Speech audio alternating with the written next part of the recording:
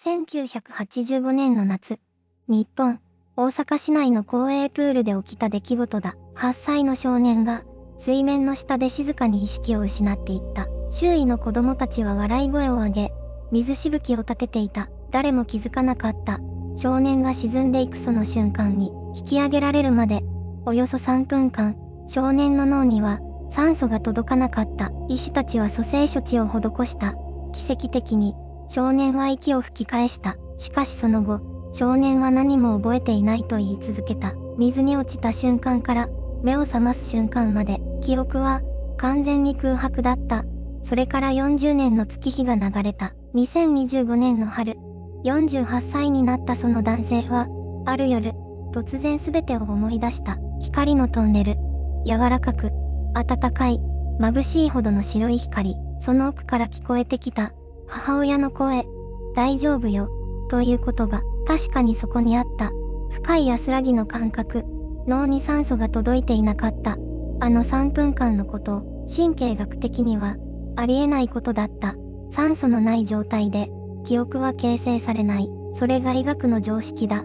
担当医師はこう記録した。この患者の脳波には、40年間にわたって、通常では説明のつかない特異なパターンが残存していた。と、臨死体験の記憶が、40年後に突然蘇る。そんなことが、本当に起きたのか。脳は、死の瀬戸際で見た光景を、どこかに、ひっそりと刻み続けていたのか。医師も、神経科学者も、今もその答えを出せずにいる。ただ一つ確かなのは、あの夏のプールで、8歳の少年が見たものは、決して夢などではなかったということだ。では、あの日の事故が起きる前、少年はどんな朝を過ごしていたのか。次は、すべての始まりとなった。あの夏の日の、事故前、へと遡る。1985年の夏、大阪の空は、焼けるように青かった。その日、8歳の少年、田中誠は、朝から上機嫌だった。夏休みに入って最初の週末、母親に、プールに連れて行って、と、何日も前からせがんでいた。今日こそ、25メートル泳ぎ切ってみせる。朝食のトーストを頬張りながら、誠はそう宣言した。母は苦笑いしながらも、麦わら帽子を手渡した。近所の市民プールは、すでに子供たちの声で溢れていた。水しぶきが光に引け、塩素の匂いが鼻をついた。誠はその匂いが好きだった。夏の始まりの匂いだと、そう思っていた。IMG、1985年夏、大阪の市民プール、青空の下、子供たちが水しぶきを上げて遊んでいる。麦わら帽子をかぶった8歳の少年が、プールサイドに立って水面を見つめている。プールサイドに着くと、誠はすぐに水に飛び込んだ。母親の、まだ準備運動が終わっていない、という声も、もう届かなかった。水の中は、別の世界だった。音が遠ざかり、光が揺れ、体がふわりと浮く。誠はその感覚が大好きだった。しかし、その日の誠は少し調子に乗りすぎた。25メートルプールの端から端まで、息継ぎなしで泳ごうとした。8歳の子供には、無謀な挑戦だった。それでも誠は、壁を蹴った。最初の10メートルは、順調だった。しかし15メートルを過ぎたあたりで、肺が悲鳴を上げ始めた。腕が重くなった。足が言うことを聞かなくなった。それでも、誠は止まらなかった。意地になっていた。諦めたくなかった。あと少しだけ。そう思った瞬間、体の力が一気に抜けた。水を飲んだ。むせた。息ができない。パニックになった手足が、水を掴もうとしてもがいた。しかし、体はゆっくりと沈んでいった。プールの底が、近づいてくる。水面の光が、遠ざかっていく。誠の意識は、その光の残像を最後に、ぷつりと途切れた。監視員が異変に気づくまで、およそ3分。その3分の間、8歳の少年の脳には、一切の酸素が届いていなかった。しかし、脳はその3分間、何かを見ていた。何かを聞いていた。何かを感じていた。その何かが40年後に突然、完全な形で蘇ってくることを、今の誠はまだ知らない。次は、その3分間の意識の中で、少年が目にしたものへと踏み込んでいく。水の中は、静かだった。騒がしいはずのプールの声が、遠ざかっていく。誰かの笑い声、水しぶきの音、監視員の笛の音、それらが、まるで面でくるまれたように、ゆっくりと消えていった。少年の意識は、沈んでいた。体が重い。腕が動かない。足が、言うことを聞かない。それでも、不思議と、怖くはなかった。むしろ、どこか、穏やかだった。体の感覚が、一つ一つ、剥がれ落ちていくようだった。冷たい水の温度が、わからなくなった。次に、水の重さが、消えた。最後に、自分の体そのものが、どこかへ行ってしまったような気がした。それは、眠りに落ちる瞬間とは、違った。もっと静かで、もっと深く、もっと、遠かった。プールサイドでは、誰もまだ気づいていなかった。水面は、穏やかだった。午後の日差しが、水面を揺らしていた。8歳の少年が、その下で意識を失っていることを、誰も知らなかった。医療記録には、こう記されている。発見時、呼吸停止、脈拍確認できず、水没推定時間、約3分、たった3分、されど、3分。人間の脳は、酸素を断たれてから、わずか4分で、取り返しのつかない損傷を受け始める。少年はその限界の、ギリギリ手前にいた。しかし、医師たちが見ていたのは、体だけだった。心拍モニター、酸素濃度、瞳孔の反応、数値と、波形と、処置の記録。医療の目には、映らないものがあった。その3分間、少年の意識の中では、何かが起きていた。体が沈んでいく中で、少年はある感覚に気づいた。自分が、浮いている。水の中ではなく、もっと別の場所に、体の外から、自分自身を見ているような、奇妙な感覚。冷たさも、苦しさも、もうなかった。代わりにあったのは、言葉では表せない、静けさだった。そして、遠くから、声が聞こえた。女性の声だった。温かく、柔らかく、どこまでも優しい声。それが誰の声だったか、この時の少年には、わからなかった。だが40年後、その声を思い出した瞬間、誠は声を上げて泣いた。意識の向こう側に、何かがあった。そしてその先に、光があった。次は、その光の中へと、踏み込んでいく。光は、遠くにあった。最初は、ほんの小さな点だった。暗闇の中に、ポツンと浮かぶ。白い光。それが、少しずつ、近づいてくる。いや、違う。少年の方が、引き寄せられていた。足は動いていなかった。体も動いていなかった。それでも、確かに、近づいていた。光の中心に向かって、吸い込まれるように、恐怖は、なかった。不思議なことに、全く、なかった。むしろ、懐かしかった。生まれて8年しか生きていない少年が、なぜ、懐かしいと感じたのか、それは今でも、誠には説明できない。ただ、そう感じた。確かに、そう感じたのだ。光は、やがて、トンネルの形になった。まっすぐに伸びる。光の通路、その壁は、光そのものでできていた。冷たくもなく、熱くもなく、ただ、暖かかった。体の芯から、包まれるような、暖かさ。プールの水の冷たさは、もう、どこにもなかった。少年は、そのトンネルを、進んだ。歩いているわけではなかった。泳いでいるわけでもなかった。ただ、流れるように、前へ、前へ、トンネルの先に、何かがある。そう感じた。人の気配がした。そして、見えた、白い光の中に、一つの影があった。影は、人の形をしていた。女性だった。こちらに向かって、手を伸ばしていた。少年は、その輪郭を見た瞬間、胸が締め付けられた。なぜかはわからなかった。でも、泣きたかった。声が、した。柔らかく、穏やかな声。その声は、名前を呼んでいた。少年の名前を、誠、と、その声を聞いた瞬間、全身が震えた。知っている声だった。どこかで、聞いたことがある声。でも、どこで聞いたのか、思い出せなかった。ただ、安心した。この声のそばにいれば、何も怖くない。そう感じた。女性は、微笑んでいるようだった。光が強すぎて、顔ははっきり見えなかった。それでも、微笑んでいることが、わかった。少年は、手を伸ばした。触れようとした。その瞬間だった。何かが、引き戻した。遠くから、別の声が聞こえた。複数の、大人の声。水の音、騒ぎの音。光が、遠くなった。女性の影が薄くなった。誠、という声が遠ざかった。少年は、また、暗闇の中にいた。そして、次の記憶は、もうプールサイドだった。40年後、誠はその女性が誰だったかを思い出す。その名前を口にした瞬間、彼は崩れ落ちた。あの光の中にいたのは、もうこの世にいない人だった。そして今、誠は問い続けている。あれは、本当に、夢だったのか。と、次は、あの日と今をつなぐ。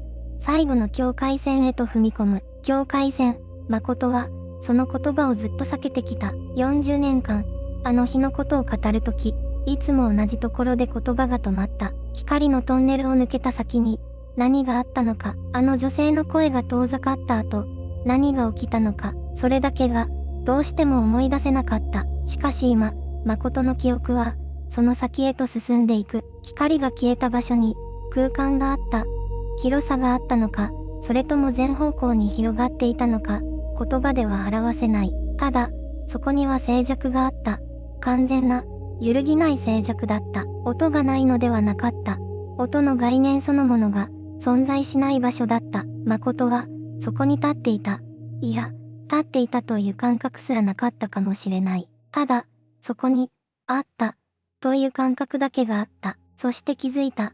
自分の体が、ない。痛みがない。恐怖がない。苦しさがない。8歳の少年が水中で感じていたあの激しい苦しみは、跡形もなく消えていた。代わりにあったのは、温かさだった。言葉で表せるような温かさではなかった。母親に抱きしめられた時の温かさとも違った。もっと根源的な、何かに包まれているような感覚だった。誠はその場所で、ある問いを受け取った。誰かが問いかけたわけではなかった。声があったわけでもなかった。ただ、その問いが、意識の中に生まれた。戻るか、それだけだった。選択肢は2つあった。このまま止まるか、あるいは、戻るか。誠は、その瞬間を今もはっきりと覚えている。止まることへの誘惑があった。と彼は言う。あの場所は、苦しくなかった。悲しくなかった。孤独でもなかった。むしろ、満たされていた。しかし、何かが引っ張った。母の声ではなかった。泣き声でもなかった。それは、もっと静かな何かだった。まだ終わっていない。という感覚だった。やり残したことがある。という感覚ではなかった。ただ、まだここではない。という確信だけがあった。そして次の瞬間、光が戻った。強烈な白い光が、すべてを塗り替えた。誠の意識は、引き戻された。プールサイドの冷たいコンクリートの感触、誰かの叫び声、肺を貫くような痛み、すべてが一度に押し寄せた。境界線を越えた時、人は何を持ち帰るのか。誠が持ち帰ったのは、あの温かさの記憶だった。そしてその記憶は、40年間、脳の奥深くで眠り続けていた。次は、あの日のすべてが一枚の絵として映し出される。最後の光景へと向かう。あの日のことが、走馬灯のように広がっていく。誠の脳裏に、無数の光景が一枚の絵として映し出された。幼い自分が、母の手を握って歩いていた。夕暮れの商店街、揚げ物の匂い、笑い声、すべてが、鮮明だった。それは単なる記憶ではなかった。温度があった。色があった。そして、何よりも、感触があった。あの光の中で見た光景は、ただの映像ではなかった。それは、誠が生きてきた証そのものだった。プールで意識を失ったあの8歳の夏、少年は死の淵で、自分の人生の断片を受け取っていた。母が作ってくれた朝ごはんの湯気、初めて自転車に乗れた朝、父に褒められた日の、胸の高鳴り、すべてが、一瞬で蘇った。医師たちはこう語る。臨死体験における全体記憶の出現は、通常の神経学的プロセスでは説明がつかない。と、脳が酸素を失う過程で、人は普段アクセスできない記憶の真相に触れることがある。それは、科学がたどり着けていない領域だ。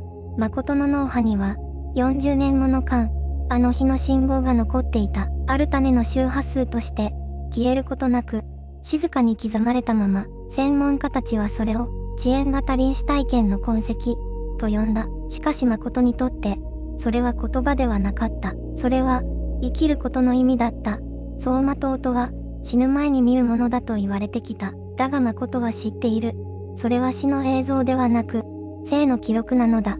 と、あの光の中で見たものすべてが、今の誠を作っている。母の声、温かさ、繋がれた手の感触、それらは消えていなかった。40年間、ただ静かに、帰りを待っていた。人は何かを失うとき、必ず何かを受け取る。誠が水の中で受け取ったのは、生きていることの重さだった。そして40年後、それはついに言葉になった。すべてのピースが揃ったとき、人は初めて問いを立てることができる。私はなぜ、あの日、戻ってきたのか。その答えは、次の光景の中にある。帰還の意味が、今、明かされる。水面が、割れた。誠の体が、プールの底から引き上げられた瞬間、周囲の空気が凍りついた。8歳の少年は、もう動いていなかった。唇は紫色に変わり、肌は蒼白だった。監視員が叫んだ。救急車が呼ばれた。プールサイドに横たえられた小さな体に、大人たちが群がった。胸骨圧迫が始まった。1回、2回、3回、応答はなかった。誰かが祈るように、小さな声で何かをつぶやいていた。光の中で、誠は何かを感じていた。温かさが、すっと引いていくような感覚。母親の声が、遠くなっていくような感覚。それは別れではなかった。どこかへ向かう。静かな移動だった。プールサイドでは、監視員が必死に圧迫を続けていた。4回、5回、6回。その時、誠の体が動いた。わずかな震えだった。しかし確かに、生命のサインだった。誠は突然、激しく咳き込んだ。水が口から溢れ出た。肺が、空気を求めて動き始めた。その瞬間、プールサイドにいた全員が、息を飲んだ。誰かが泣いていた。誰かが、戻ってきた。と叫んだ。救急隊員が到着したのは、それから3分後だった。病院に搬送された誠の状態を確認した医師たちは、記録に不思議な言葉を残している。神経学的損傷が予測されるが、脳波は驚くほど安定している。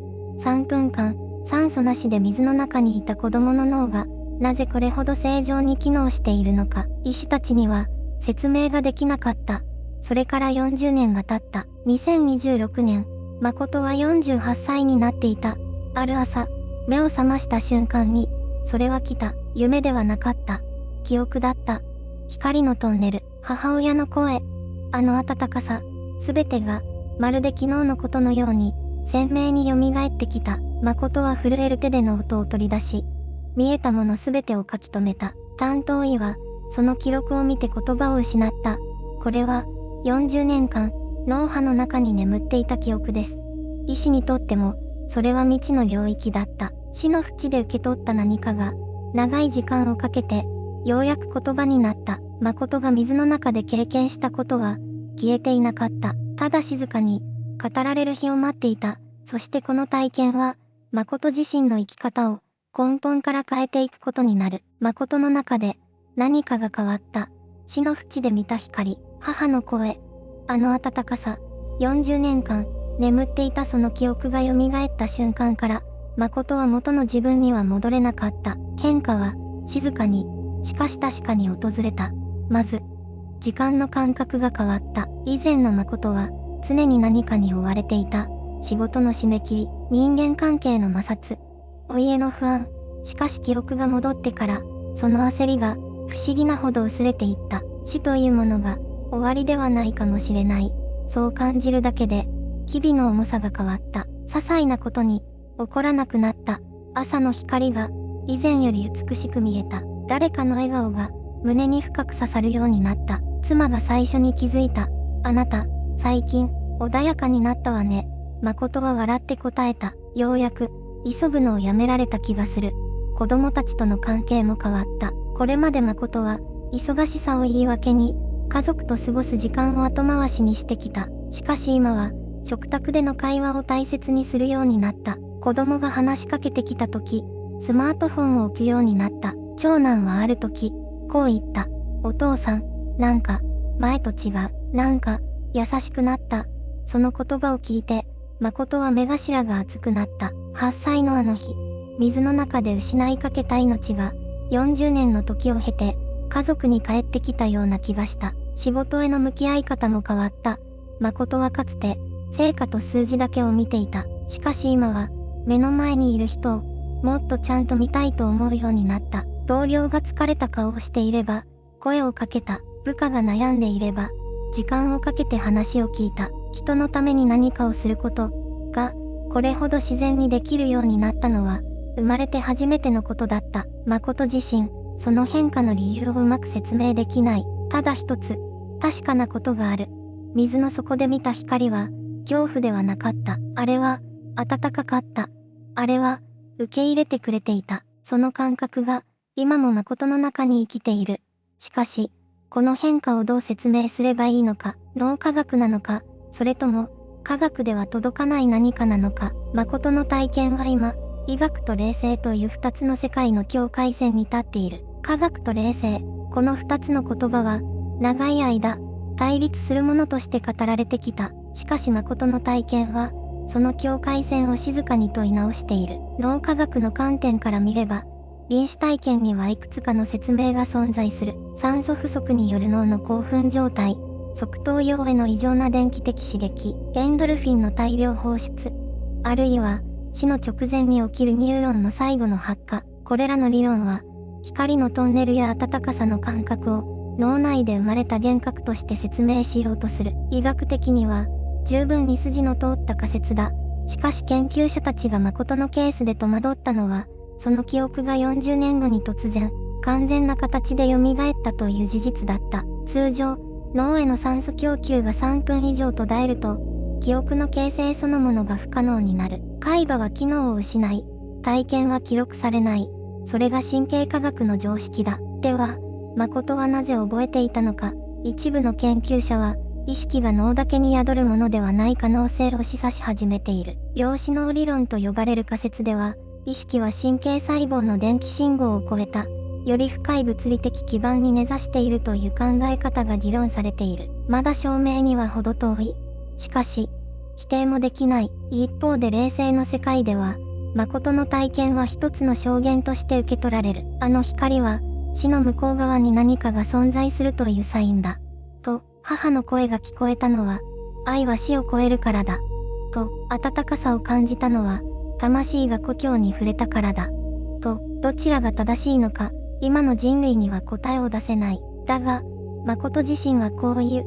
どちらでも、構わないんです。あの体験が本物だったことは、今の自分が証明しています。理由よりも、変化の方が、ずっと大切でした。科学は問いを立て、霊性は意味を与える。その二つは、対立しているのではなく、同じ謎の異なる入り口なのかもしれない。誠の体験は、どちらか一方に回収されることを拒んでいる。そしてそれこそが、この体験の最も深い部分かもしれない。水の底で見た光は、言葉で説明できない何かを、確かに誠に伝えた。その、何か、は今、誠の生き方そのものの中に宿っている。では、あの光は誠に何を伝えようとしていたのか。次のパートで、誠が語る、あの体験の、本当のメッセージ、に耳を傾けてほしい。誠は今、こういう、あの光は、死の予告ではなかった。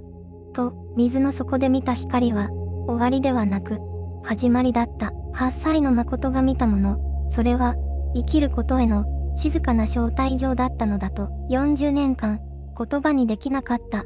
誰にも話せなかった。でも、体の奥には、ずっとあの温かさが残っていた。あの瞬間、恐怖はなかった。痛みもなかった。ただ、光があった。そして、お母さんの声があった。誠はその声を、今でも鮮明に覚えている。帰っておいで、という声ではなかった。大丈夫だよ、という声だった。その言葉が、40年間、誠を支え続けた。意識の外側で、静かに、確かに、誠が今、伝えたいことは一つだ。死を恐れるな、ということではない。生を、もっと丁寧に生きてほしい、ということだ。あの光の中には、時間がなかった。過去も未来もなかった。あるのは、ただ今この瞬間だけだった。誠は言う。あの体験が教えてくれたのは、生きているこの一瞬が、どれほど奇跡的なものかということだ。と、水の底で止まった時間が、40年後に動き出した。それは偶然ではないかもしれない。誠が、本当にそれを受け取る準備ができたとき、記憶は戻ってきた。あなたの人生にも、まだ気づいていない光があるかもしれない。それは過去の記憶の中かもしれない。日常の静けさの中かもしれない。あるいは、誰かの声の中に、すでに宿っているかもしれない。誠の体験は終わった。でも、そのメッセージは、今ここから始まる。あなた自身の光を探す旅が